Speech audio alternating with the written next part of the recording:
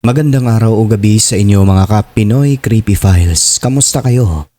Ngayong gabi po mga kaibigan ay sabay-sabay po nating pakinggan ang isa na naman pong kwentong kababalaghan mula sa ating lumang sender, no, mga kaibigan. Ang mga kwento niya po ay napakagaganda, no? Simula nung nagsisimula pa lang ako ay nandyan na siya hanggang ngayon. So eto na po. Babasahin na naman po natin itong bagong kwento, no? Magandang araw sa ating gwapong narrator, Idol Alex, at sa lahat ng taga-subaybay sa bagong horror channel na ito, ang Pinoy Creepy Files.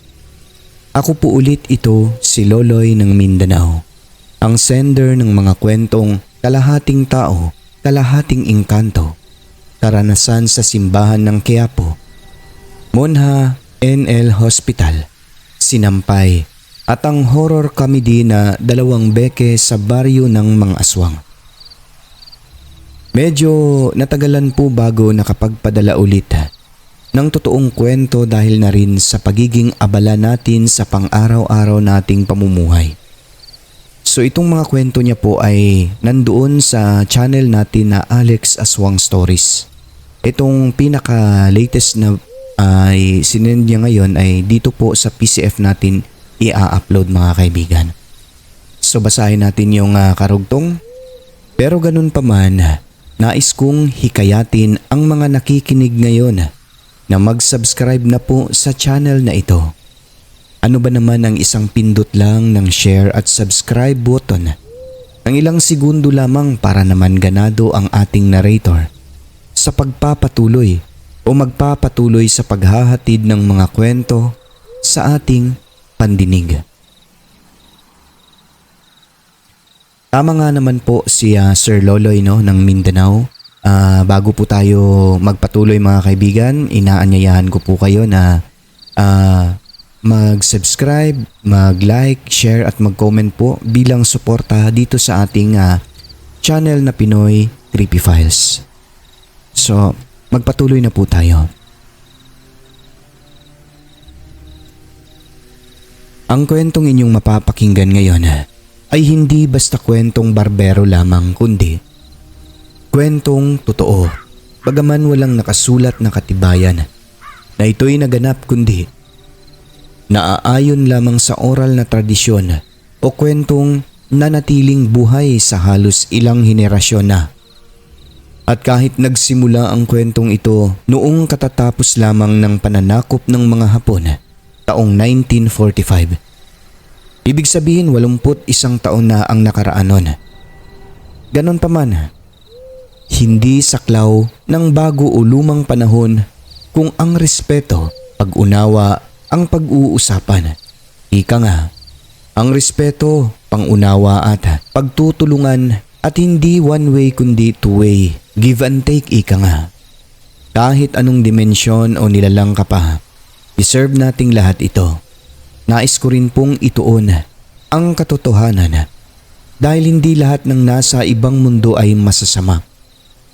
Meron din pong mabubuti gaya nating mga mortal na tao. Meron mga pasaway, meron din naman mga santo. Paumanhin na rin sa mga tagapakinig kung hindi nakakatakot o nakakadiri ang kwentong ito kagaya ng sa kwentong aswang o lamang lupa, kundi isang kwento na lahat tayo ay mga nilikha. May karapatan igalang, nag-coexist sa mundong ito.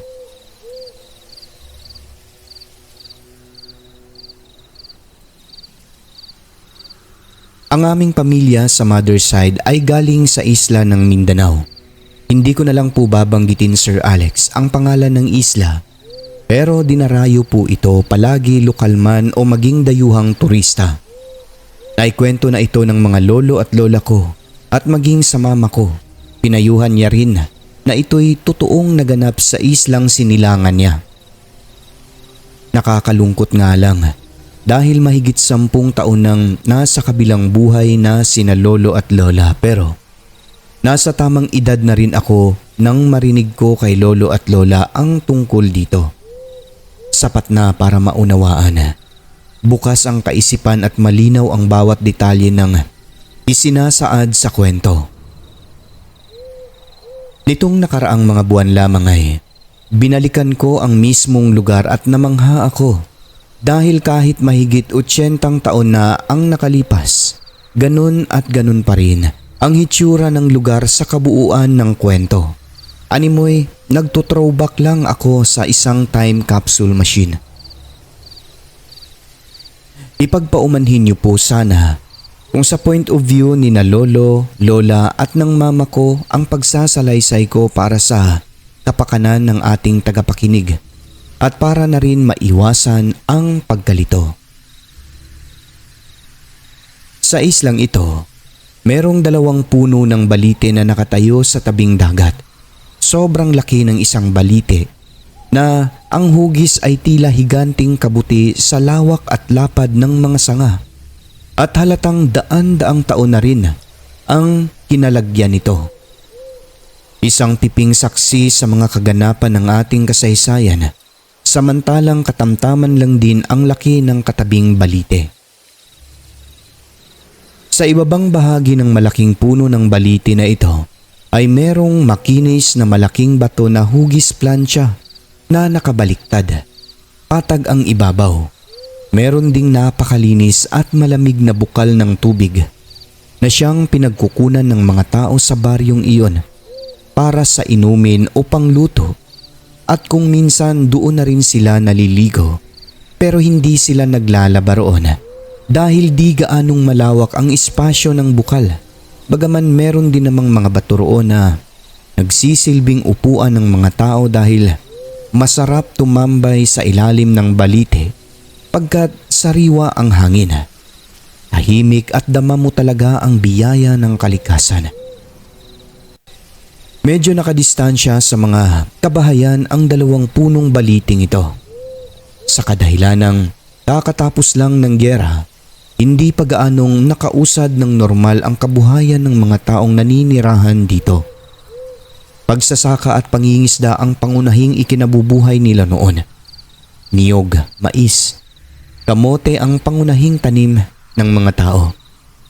At dahil isla, sagana rin ito sa lamang dagat. May isang pagkakataon na nag-igib ng tubig ang binatang tawagin na lang natin sa pangalang Romeo.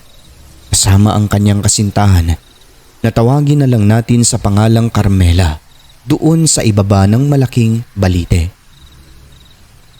Matapos lagyan ng tubig ang mga dalang timba, umupo muna ang magkasintahan sa mga bato roon habang nag-uusap ng plano sa gagawin nilang pagpapakasal.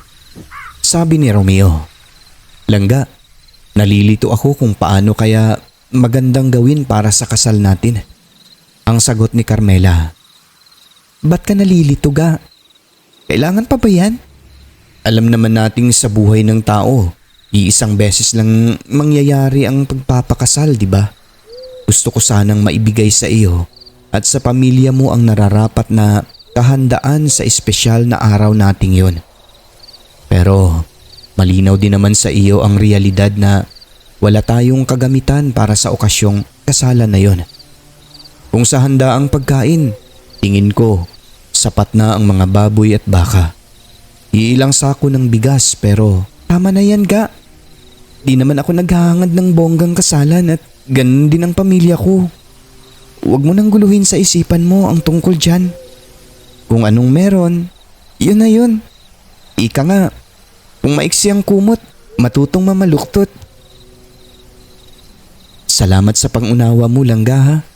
Pero gusto ko sanang makapagsuot tayo ng talagang suot pang kasal. Pero wala naman tayong alam na may marunong magtahi ng damit pang kasal sa islang ito. At kung meron man, saan kukunin ang telang gagawin natin na yung damit pang kasal? Wala rin akong alam dito sa wedding dress na yung nagpapaupa o rental man lang, kundi doon pa mismo sa mainland pa. Malayo yun mula rito. Di ko rin alam kung magkano ang gagastusin. Ang alam ko lang Langga, hirap ang mga tao rito sa isla sa buhay pinansyal. May inaani ka nga sa mga sakahan at may nakukuhang isda sa karagatan.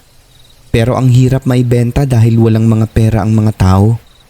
Walang mapagkakitaan kaya sumatutal. Nauuwi lang sa palitan ng produkto o barter. Yung isda, papalitan ng iilang gantang na bigas mais. Konting kaalaman lang po sa nakikinig.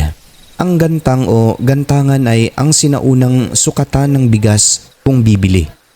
Ito'y hugis kahon na kahoy. Hindi pa uso noon ang timbangan.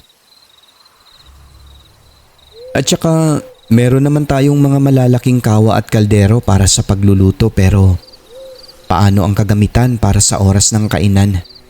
Nakakahiya naman sa mga magiging ninang at ninong natin sa kasal kung ibubuhos na lang sa lamesa sa malaking dahon ng saging ang kanin at ulam at kumain lahat ng naroon ng nakakamay sa pinagputol-putol na palapa ng saging bilang plato.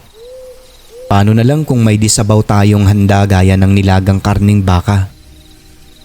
Pwede ba namang ibuhos yun sa dahon ng saging? Kakahiya naman kung sa baon ng niyog ilalagay ang nilaga, di ba ga?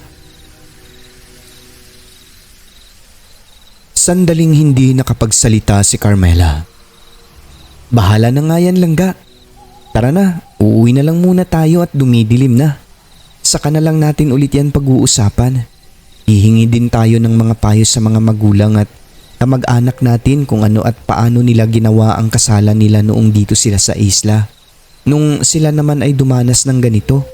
Lika na, uwi na tayo.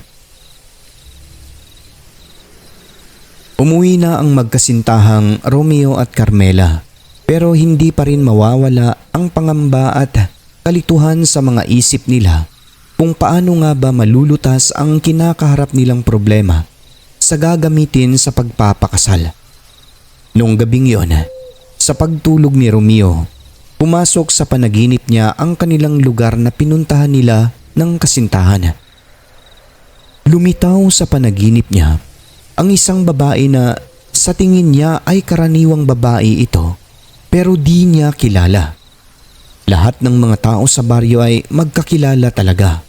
O konti pa lang kasi silang naninirahan noon dahil hindi pa halos bumabalik yung mga taong nagsisilikas patungong mainland dahil sa takot sa mga sundalong Hapon noong kasagsagan ng giyera. Hindi rin siya mapagkamalang engkantada dahil hindi ito kagaya sa mga tipikal na hitsura sa mga naunang kwento na nakasuot ng maputi at gintong mahabang damit o patulis ang mga tenga at kulay asol o kaya'y berde na mga mata. Normal na normal ang hitsura ng babae sa panaginip niya at walang pagkakaiba sa hitsura ng mga babaeng taga-isla. Sa panaginip, hindi nito binanggit ang pangalan niya o kaya'y nagpakilala. Hindi rin niya binigkas ang pangalan ni Romeo, kundi kaswal lamang itong nakikipag-usap sa kanyang panaginip. Aniya, narinig ko ang kwento niyo ng kasintahan mo kanina doon sa igiban. Naunawaan ko ang lahat-lahat na kinakaharap ninyong problema. Kung kailangan niyo ng tulong, handa ako para dito. Nakakahiya naman po tumanggap ng tulong sa taong hindi pa namin kilala. Ano ang kapalit nito? Anong klaseng tulong at papaano? Di na kailangan malaman niyo ang pangalan ko. Ang gusto ko lang malaman mo, na iisa lang tayo ng lugar na tinitirhan. Pareho tayong nilikha, kaya nararapat lang na magkaunawaan, magkatulungan. Wala akong iniisip na kapalit sa gagawin kong pagtulong. At kung papaano ako tumulong, pakinggan mo ito. Sa araw bago ang inyong kasal o likod-likod, sa oras ng 3:00 ng hapon, puntahan mo sa ilalim ng malaking punong balite ang mga susuotin ninyo sa inyong kasal at ganun din sa mga gagamitin ninyo sa pagkainan. Nakapatong sa ibabaw ng malapad na bato na hugis plancha na nakataob ang mga plato at mga kubyertos at ang inyong damit na para sa kasal. Iisang munting kahilingan lang ang gusto kong gawin ninyo. Sa pagsasauli, huwag niyong labhan ang damit pagkasal. at wag nang hugasan ang mga plato at kubyerto sa pinakahuling bahagi ng handaan. Ibalik lamang ito sa lugar kung saan ninyo kinuha. Mahabang wika ng babae kay Romeo sa panaginip. Nang magising siya kinaumagahan, ay gusto niyang ibaliwala ang napanaginipan niya kagabi pero di mawala-wala sa isipan niya ang mga detalye ng kanyang panaginip. Napakalinaw niyang naalala ito. Kakaiba sa mga nagdaang normal na panaginip na halos hindi na matandaan pagkagising sa umaga, pero itong panaginip niya na ito ay sobrang kakaiba. Parang kung anong merong puwersa ang nagtutulak sa kanya para paniwalaan at seryosohin niya ang bilin ng babae sa kanyang panaginip. Matapos makapagkape at magawa ang kanyang nakasanayang gawaing bahay sa umaga, gaya ng pagpapakain ng baboy, manok at pagpapastol ng alagang baka, napagpasyahan niyang puntahan ang bahay ng mga magulang ni Carmela para sana ibahagi ang tungkol sa kanyang napanaginipan. Inilihim niya muna ito kahit sa kanyang mga magulang nung una at kapatid ng umagang yun dahil siya mismo ay hindi pa gaanong kumbinsido kung gaano ito katotoo o maaaring bunga lamang ng malalim na pagkabalisa na nadadala tuloy hanggang sa kanyang pagtulog. Habang binabagtas ni Romeo ang daan papunta kina Carmela, ay natanaw niya sa unahan na makakasalubong niya ang kanyang kasintahan. Naitanong niya sa kanyang sarili kung bakit papunta si Carmela sa kanya sa ganitong oras ng umaga, gayong hindi naman ito ugali na magpunta sa bahay ng lalaki. Bawal kasi ang ganitong galawan noong kapanahonang iyon. Medyo konserbatibo pa ang kaugalian lalong-lalo na sa kababaihan na pumunta sa bahay ng lalaki. Red flag talaga ang ganito noon. Nang matiyak na si Carmela nga ito, ay kinawayan niya ito at gumanti din naman ng kaway sa kanya pabalik. "Langga, magandang umaga sa iyo. Saan ba ang punta mo at ay aga-aga pa ah?" Sumagot naman si Carmela at sinabing, "Sa inyo talaga ako pupunta ga." "Ganun ba? Anong meron? May problema ba?" "Hindi naman problema. Kaunting bagabag lang. At ikaw, saan ang punta mo?" "Sa inyo sana. May sasabihin din sana ako sa iyo eh. Tara sa bahay niyo. Doon sa may bakuran natin pag-uusapan to."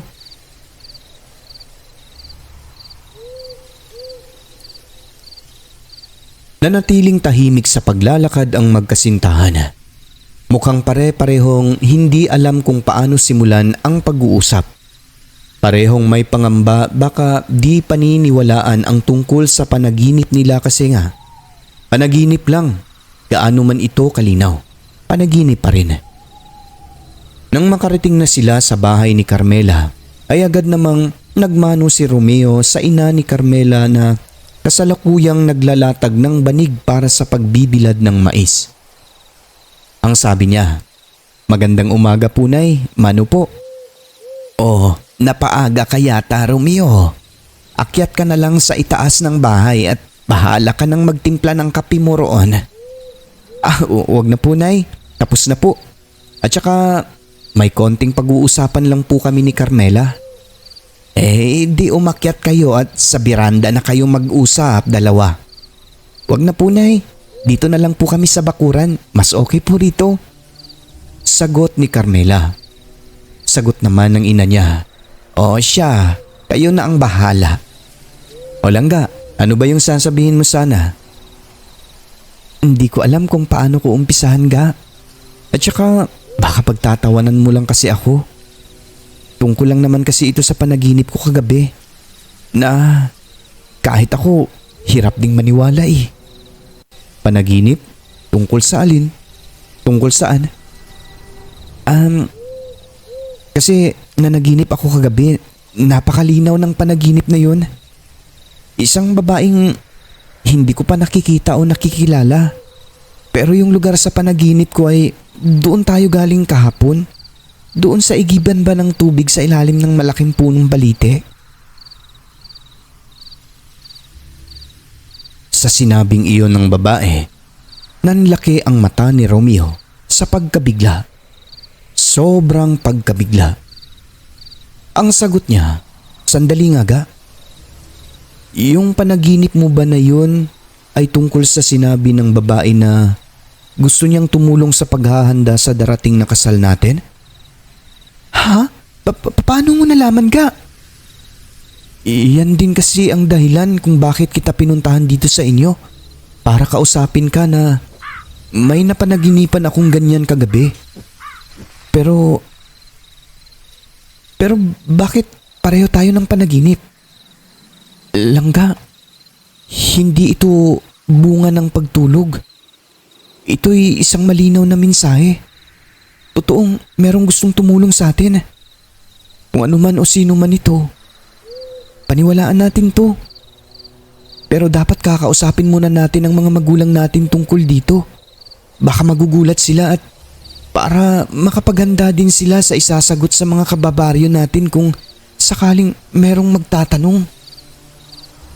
Tama ka lang ga. Ganon din ang nasa isip ko.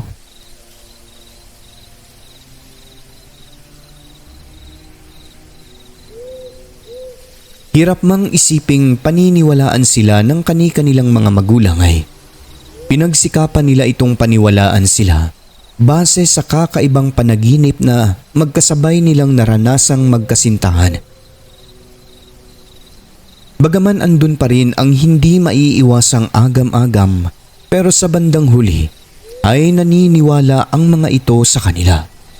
Kahit mismo si Romeo at Carmela ay hindi lubos ang tiwala sa pangakong tulong ng babae sa panaginip.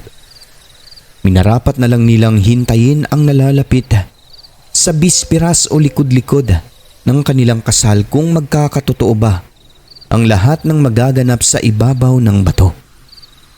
Kundi man ito mangyayari, ay meron pa rin silang inihandang mga plano sa mismong kasal ayon na rin sa sariling kakayahan. Kung anong meron, yun na yun.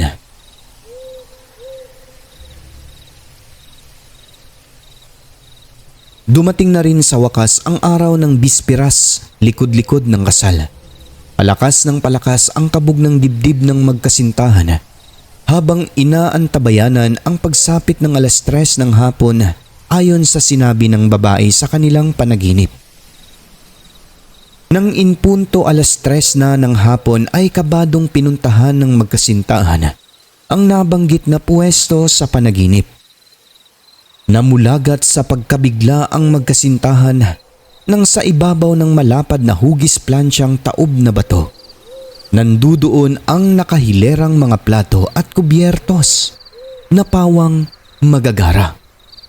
Disenyong pangmayamang pamilya ng Europa. Maging ang kasuotang pangkasal ay kakaiba sa ganda at tila sinukat sa kanilang katawan dahil angkop na angkop ito. Napahiyaw sa sobrang gulat at pagkamangha ang magkasintahan pagkat nalaman nilang totoo ang kanilang panaginip. Humingi sila ng tulong sa ilang kamag-anak, magbuhat ng mga kagamitang pangkasal at panglamesa. Mahigpit na bilin mula sa kanilang kanya-kanyang pamilya na sila-sila lamang ang dapat nakakaalam saan at kanino galing ang mga nakikita nilang kagamitan. Sa wakas ay dumating na ang araw ng pag-iisang dibdib nina Romeo at Carmela. Puno ang pagkamangha at di matapos-tapos subalit walang makukuhang kasagutan sa mga tanong ang mga naroon. Paanong paraang merong pangmayaman na kagamitan at kasuotan ang kinasal sa ganoon kaliblib at kaliit na pamayanan? Natapos ang kasalan na binabalot pa rin ng katanungan ang mga nagsisipag-uwi ang mga panauhin. At gaya ng napagkasunduan, tinupad ng bagong kasal ang kahilingan ng babae sa panaginip kung papaano ang tamang paraan ng pagbabalik ng mga kagamitan. Hindi nilabhan ang suot pangkasal at hindi hinugasan ang mga kagamitan sa pinakahuling bahagi ng kainan. Iniwan nila itong maayos na nakatupi ang damit pangkasal at mga kagamitan sa ibabaw ng bato kung saan nila ito kinuha. Habang ang mga kasamang tumulong sa paghahanda nito ay pansamantalang nagtinginan sa mga timba na paglagyan ng sinalok na tubig para bitbitin pabalik sa kani-kanilang mga dampa, ay muli nilang sinipat ang kinalagyan sa ibabaw ng bato. Pero wala na roon ang mga gamit. Wala na rin ni isa sa mga ito ang nakakitang merong kumuha nito. Naging isang malaking balita ito sa buong baryo na kahit tapos na ang kasalan ay hindi mawala-wala ang kanilang nasaksihan. Malinaw na katatapos lang ng gyera pero di pala matapos-tapos ang organisasyon ng mga marites mula pa noon. Pero kapag merong usok, ay meron ding apoy, ika nga. Lumabas din ang buong usapin at ginagaya na rin ito ng sinumang magpapakasal na taga-baryo sa lugar na iyon. Paulit-ulit ang paghihiram at pagsusoli sa mga kaparehong paraan. Ang bukod tanging kaibahan ay magkaibang disenyo ng mga plato at kubyertos at kasuotang pangkasal ang bawat ikinasal.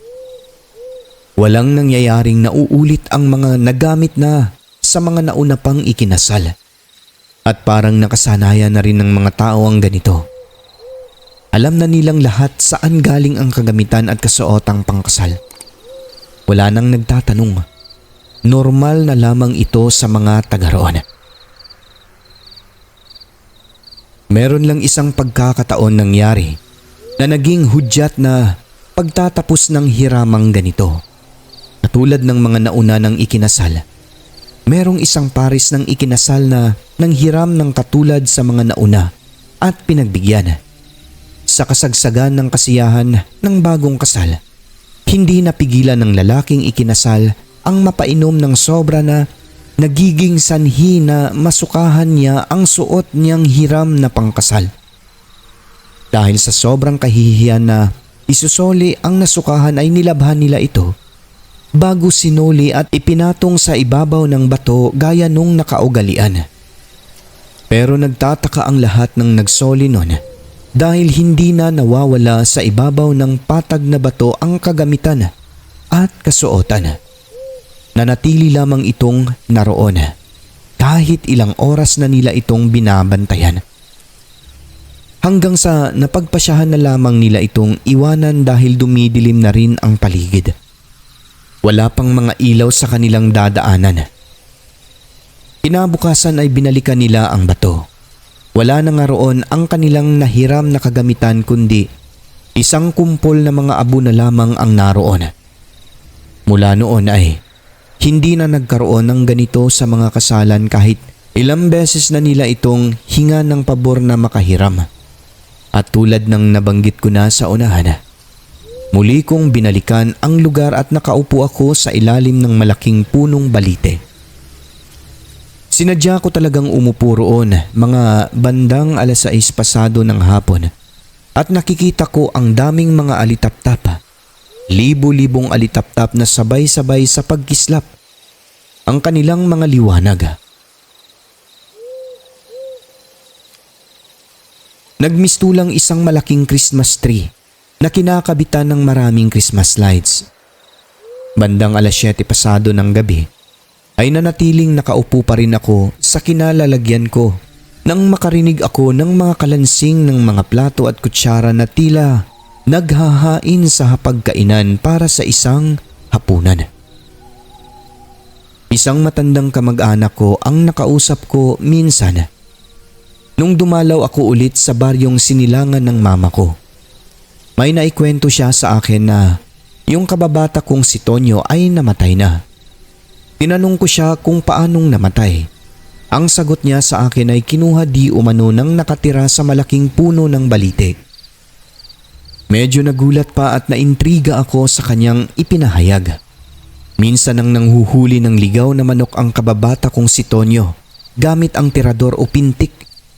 Nang mapadako siya sa malaking puno ng balite at doon meron siyang nakitang manok. Tinirador niya ito. Tinamaan, namatay at dinala sa bahay niya. Pagkatapos noon ay niluto para sa hapunan. Ilang araw mula noon ay nagkasakit bigla si Tonyo. Dinala siya sa hospital. Opo, may hospital na sa isla sa ngayon. Pero katulad ng mga nauna kong mga kwento, walang makitang anumang sakit ang mga doktor. Hindi na ito saklaw ng mundo ng siyensya, kundi sa espiritual na aspeto na ito. Kaya naman inilapit nila si Tonyo sa isang albularyo at doon nalaman na ang manok na kanyang pinatay at inulam ay isang batog o dating alay para sa nakatira sa punong balite galing sa isang tao na humingi ng kapatawaran sa anumang nagawang pagkakamali sa kanila. Ang batog o alay na bagay ay maituturing na pag-aari na ng inaalayan. Maituturing na itong pagnanakaw sa kanyang pag-aari gaya ng nagawa ni Tonyo. Hindi nakuha sa pakiusap ng albularyo na patawarin na lamang si Tonyo.